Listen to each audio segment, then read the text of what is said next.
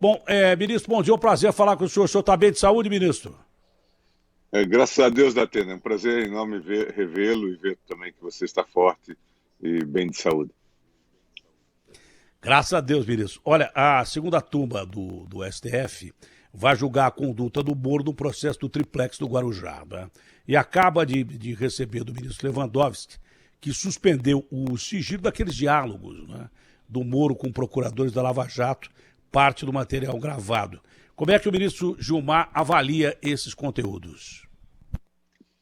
Vamos aguardar, eu acho. Nós vamos ter uma discussão certamente na turma, quando esse processo for colocado em julgamento, que é se esse material pode subsidiar eventuais posições, uma vez que se diz que eles provêm de provas ilícitas. Então teremos essa discussão e certamente esse debate.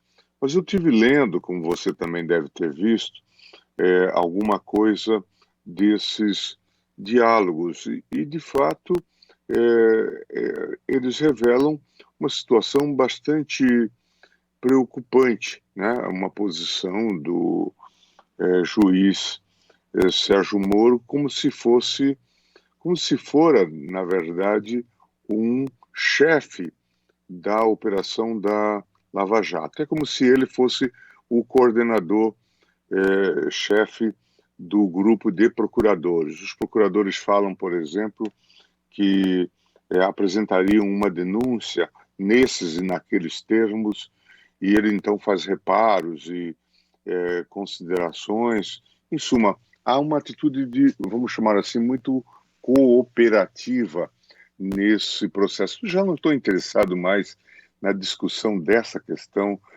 no Supremo Tribunal Federal, nesse caso específico.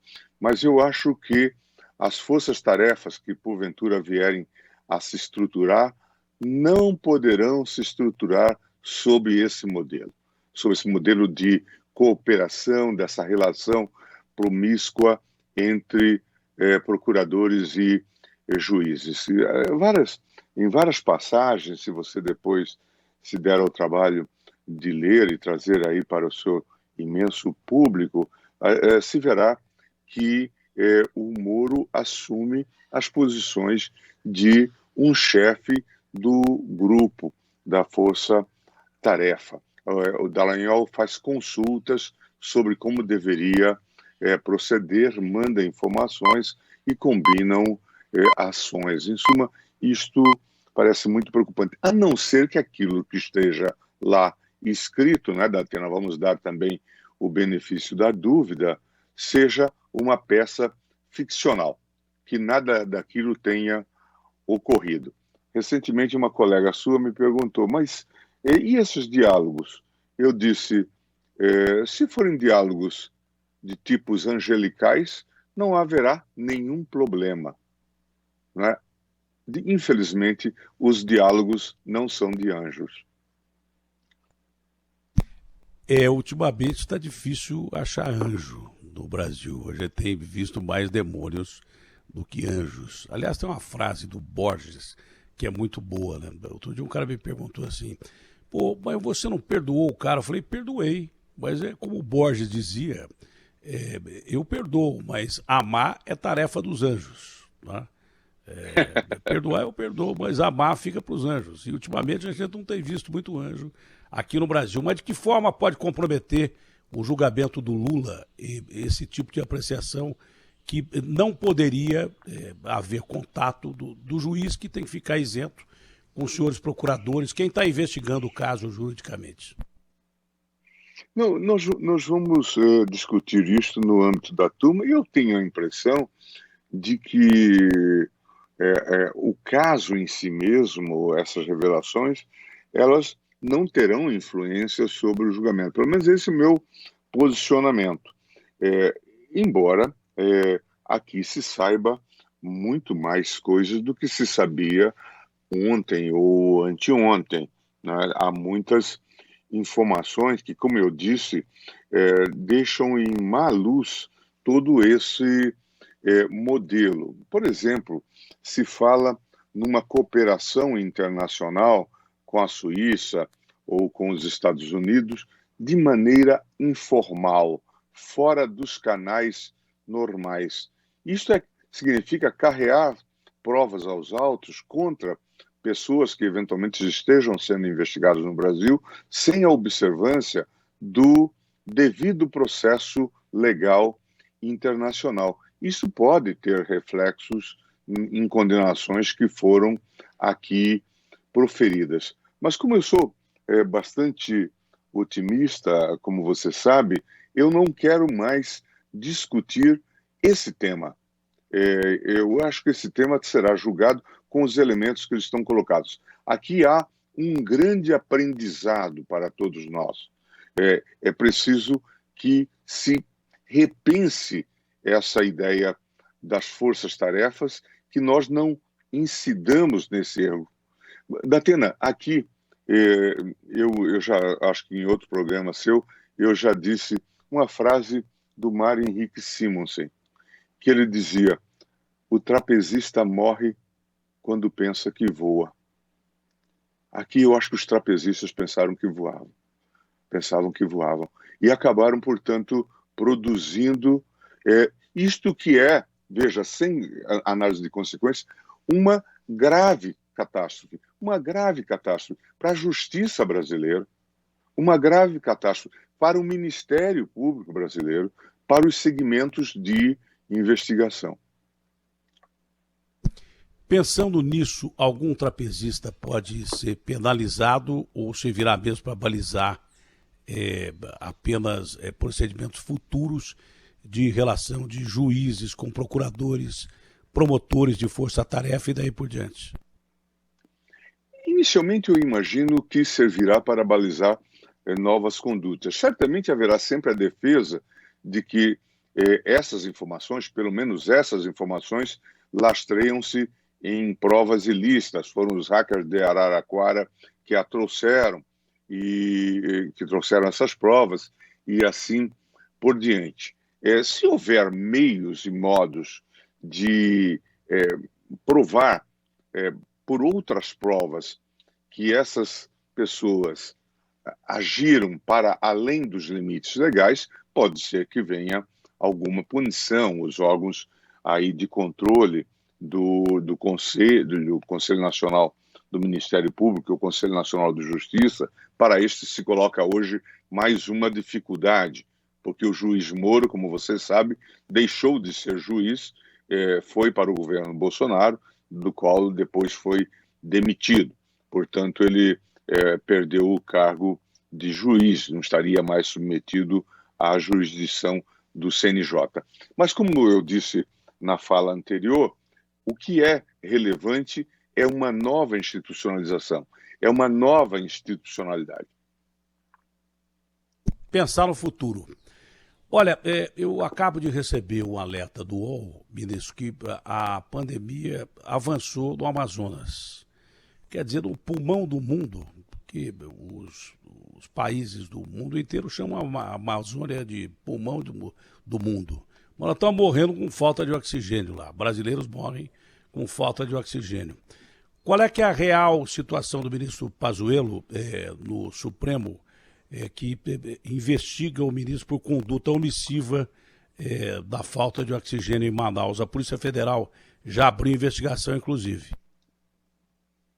Nós estamos com esse inquérito aberto, ele é da relatoria do ministro Lewandowski, a pedido do senhor Procurador-Geral da República, Augusto Aras. Então, essa questão será devidamente investigada. Mas vamos aguardar aí as conclusões do próprio inquérito, se o Ministério foi tempestivamente comunicado desse risco da falta de oxigênio em Manaus e se deixou de atender àquele pedido a tempo e hora. Portanto, aí vem a discussão que você tão bem conhece, se há crime, eventualmente um homicídio culposo ou até um crime doloso eventual. Vamos aguardar essas conclusões. Bom, também tem as autoridades lá de Manaus, né? Por exemplo, como é que o senhor avalia a conduta do pedido de prisão do prefeito da cidade? Nós estamos vivendo um momento muito ruim em termos de governança. Vamos dizer também com sinceridade que são governantes que nós próprios escolhemos, né? Nós estamos vivendo essa realidade. E lá há um certo conflito entre governador, prefeito, um colapso da infraestrutura, a falta de oxigênio. Nós vimos que pelo menos 50 pessoas morreram por falta de oxigênio, o que é extremamente grave e que vai clamar por responsabilidade penal e também responsabilidade civil. É preciso, então, que isso seja devidamente delimitado. Parece que de Manaus hoje se pode falar alguma coisa que se falava do México, se você conhece a expressão, né? Pobre México, né? Tão lejos de Deus, tão cerca dos Estados Unidos, né? E pobre Manaus, né? Tão longe de Deus e tão perto do Brasil, né? Então, Ministro, teve uma decisão também de uma juíza que durou pouco, suspendendo, por exemplo, a vacinação. Né? Como é que o senhor analisa aí a conduta de estados, municípios? Parece que é uma falta de coordenação nacional em relação à vacinação, que é fundamental para se impedir que a Covid se espalhe ainda mais, não agora, mas para o futuro. eu imagino que essa suspensão da Atena se deu pelo fato de se entender que estava havendo, ou possivelmente poderia estar havendo, desvio na aplicação da vacina e o fenômeno aí do chamado fura-fila. Eu acho que o judiciário tem que ter muita cautela nesse tipo de intervenção. Pode sim fazer intervenções corretivas, mas tudo que nós desejamos é que o sistema de vacinação, e nós temos um sistema de imunização bastante efetivo, assim sempre foi reconhecido, que ele possa fluir, que nós consigamos, num tempo adequado, vacinar o maior número de pessoas para criar um sistema de proteção e até aquela desejada imunidade do rebanho, como se fala, né? Ministro, essas mudanças do Congresso, até que ponto elas podem ajudar ou atrapalhar, de alguma forma, a atuação do Supremo? Não vejo que tenha atrapalhos. Acho que haverá diálogos. Os dois presidentes eleitos, Arthur Lira e Rodrigo Pacheco, ambos falam de dialogar com as instituições, de independência e harmonia entre os poderes. São dois parlamentares bastante experientes e creio que eles vão ajudar na governança e na governabilidade. É preciso que o Brasil se dedique, que o Brasil dedique atenção a essa questão da pandemia. Sem resolver o problema da saúde, nós não conseguiremos resolver, infelizmente, o problema da economia. Toda hora estamos nesse movimento de stop and go e estamos tendo, então, esse estado de perplexidade. É preciso resolver essa questão. Infelizmente, não havíamos comprado a vacina antes. Já temos essa vacina agora de São Paulo, a vacina com o Instituto Butantan. Oxalá tenhamos mais vacinas e que até março, abril, nós possamos vacinar uma boa parte da população. Quando eu perguntei ao presidente Jair Bolsonaro sobre a responsabilidade dele na crise, né, patológica do Brasil, ele falou assim, olha, eu não posso fazer nada, isso aí está na mão do Supremo. O Supremo mandou com que governadores e prefeitos tomassem conta dessa situação. Então, pergunte ao Supremo. Então, estou perguntando ao senhor sobre a resposta dele. Não, o presidente aqui, eu acho que se valeu de um escapismo. Na verdade, o que o Supremo disse é que todos tinham responsabilidade pela crise, União, estados e municípios. mas que a União não poderia adotar medidas tumultuárias daquelas que já tinham sido adotadas por estados e municípios. Vamos lá dar um exemplo. O presidente baixou decretos estabelecendo atividades essenciais, cultos como atividades essenciais, cabeleireiro como atividades essenciais, manicure talvez como atividades essenciais, e isso tinha reflexo nacional. O que o Supremo disse é que a responsabilidade por esse tipo de fixação ficava no âmbito de cada estado e cada município. Por quê? Porque eram eles que cuidavam do sistema de administração hospitalar. Eram eles que cuidavam dos hospitais. Eles é que lidavam com a massa de infectados. O SUS, que você conhece tão bem, Datena, ele estabelece a necessidade de uma coordenação entre a União, estados e municípios. É preciso que isso seja integrado. Na medida em que entrou uma quizilha, uma disputa, nós acabamos por ter um problema, e aí nós dissemos, os atos dos estados, eles serão preservados quando eles estiverem em consonância com aquilo que está na OMS. Por isso que eu acho que esta foi uma fuga que o presidente organizou para responsabilizar o Supremo Tribunal Federal nesse contexto. Ele me disse também numa outra pergunta que não veio ao caso, que ele não recorre à justiça. Eu estou vendo que o ministro está tomando água mais por minha causa, que ele está desesperado porque a minha dificuldade de falar. Então eu vou tomar uma aguinha aqui também de vez em quando. O ministro está desesperado porque eu não consigo articular as perguntas aqui por causa da garganta. Mas me deu uma boa ideia, já tomei um pouco d'água, melhorou. Agora é o seguinte, o presidente também, de uma outra pergunta que eu fiz a ele sobre o que o Dória tinha chamado ele de fascínio, né? Falei, o senhor não vai recorrer à justiça? O senhor é presidente da República, foi atacado. Falei, senhor Datena, não adianta nada, eu recorrer à justiça, eu perco todas. E tem uma decisão do senhor, que o Ministério Público do Rio recorreu contra essa decisão que o senhor suspendeu o julgamento sobre foro privilegiado do Flávio Bolsonaro. Como é que o senhor observa isso? Isso normal, o Datena. Aqui há uma grande confusão nesse contexto. O Flávio Bolsonaro recorreu de uma decisão de um juiz de primeiro grau, lá no Rio de Janeiro, e obteve, em segundo grau, uma decisão favorável para que ele fosse processado perante o Tribunal de Justiça do Rio de Janeiro pelos crimes, eventualmente pelos crimes de rachadinha, essa discussão toda, no Tribunal do Rio de Janeiro. O Ministério Público do Rio de Janeiro perdeu o prazo para recorrer desta decisão. E depois entrou com uma reclamação no Supremo, dizendo que essa decisão tomada pelo Tribunal do Rio de Janeiro contradita uma jurisprudência do Supremo. Essa reclamação está lá para que nós a examinemos e vamos examinar em algum momento neste semestre.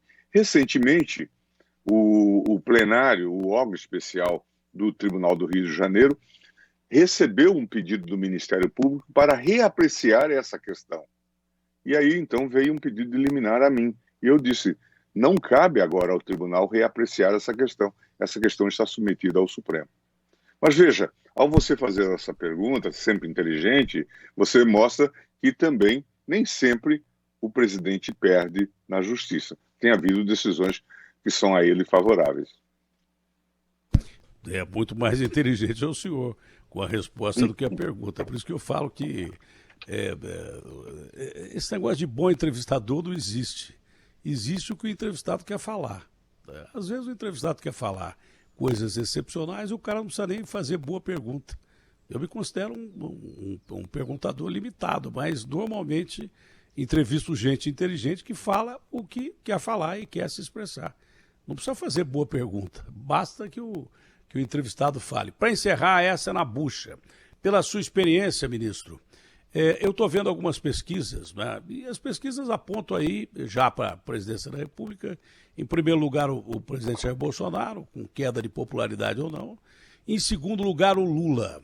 Pela experiência que o senhor tem, um indivíduo com a situação jurídica do Lula teria possibilidade de reabilitação até as próximas eleições? Poderia ser reabilitado até as próximas eleições com a quantidade de processos que ele tem? Isso mais é uma pergunta genérica e pela experiência que o senhor tem, em leis? Datena, você como eu, já assistimos a toda hora decretos de morte de políticos e também da sua ressurreição, né? Nós estamos acostumados. Isso acontece muito frequentemente com políticos e com jogadores de futebol, né? Então, isso não é incomum. Esse processo do Lula, os processos que existem são questões sérias que estão sendo discutidas. Ele tem, pelo menos, a preço de hoje, nos dados de hoje, duas condenações que levam à inelegibilidade, né? Mas isso precisará ser examinado a seu tempo. O que está na turma neste momento é aquele caso do triplex, do apartamento lá do Guarujá. É essa condenação que está sendo examinada sob esse viés da suspeição. Mas o melhor que nós podemos fazer é, de fato, aguardar e ver os encaminhamentos que a Justiça fará sobre esses vários processos. O que eu tenho sempre chamado a atenção é que nós temos que encerrar com essa preocupação midiática de julgar Lula tendo em vista esse desiderato, fazê-lo inelegível. Eu digo sempre, Lula é digno de um julgamento justo.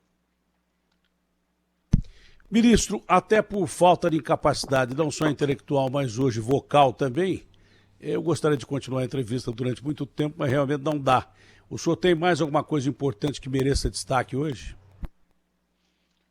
Datena, eu só gostaria de agradecer a atenção sempre do seu programa e dizer que venho aqui com muita alegria. É um prazer grande falar com o senhor, ministro. Tenha um bom dia e saúde acima de tudo. Abração. Muito obrigado. Saúde para você também. Obrigado. Ô Guto, olha, pelo que eu entendi aí, o ministro não afastou totalmente a possibilidade do Lula ser candidato, não, hein? E das últimas pesquisas, quem aparece em primeiro lugar é o Bolsonaro e segundo, por incrível que pareça, ainda é o Lula.